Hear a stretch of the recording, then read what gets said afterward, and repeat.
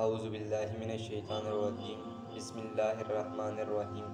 شروع اللہ کے نام سے جو بڑا مہربان نہایت رحم کرنے والا ہے۔ السلام علیکم پیارے دوستو، امید ہے کہ آپ سب ایمان اور تقوی کے بہترین حالت میں ہوں گے۔ آج ہم آپ کی خدمت میں پہلی کی طرح دلچسپ اور سبق آموز قصہ لے کر آئے ہیں۔ یہ واقعہ حضرت علی رضی اللہ تعالی عنہ کا ہے۔ ویڈیو شروع کرنے سے پہلے اگر آپ ہمارے چینل پر نئے ہیں تو چینل کو سبسکرائب کریں اور بیل آئیکن کو دبا کر آل پر کلک کریں تاکہ ہماری ہر نئی ویڈیو آپ تک بآسانی پہنچ سکے۔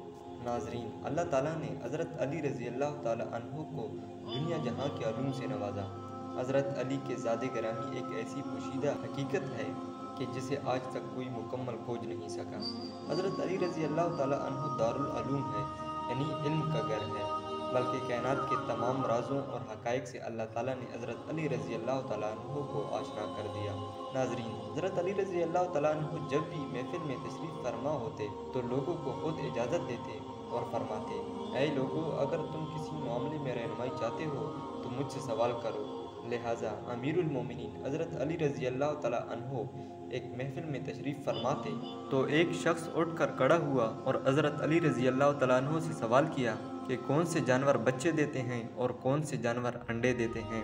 امام علی رضی اللہ تعالی عنہ نے جواب دیا کہ جن کے کان اندر ہیں وہ انڈے دیتے ہیں اور جن کے کان باہر ہیں وہ بچے دیتے ہیں۔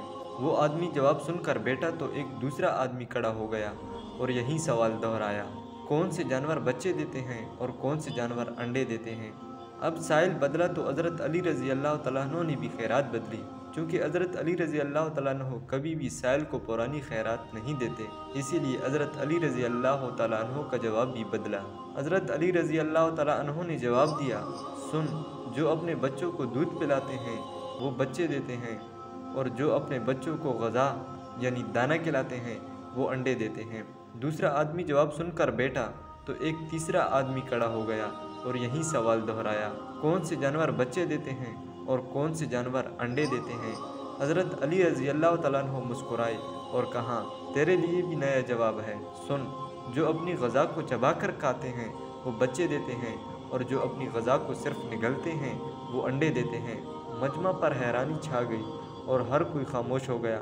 حضرت علی رضی اللہ تعالیٰ عنہ نے فرمایا، خاموش کیوں ہو گئے؟ اگر اب بھی کسی کی تسلی نہیں ہو رہی تو سوال کرو۔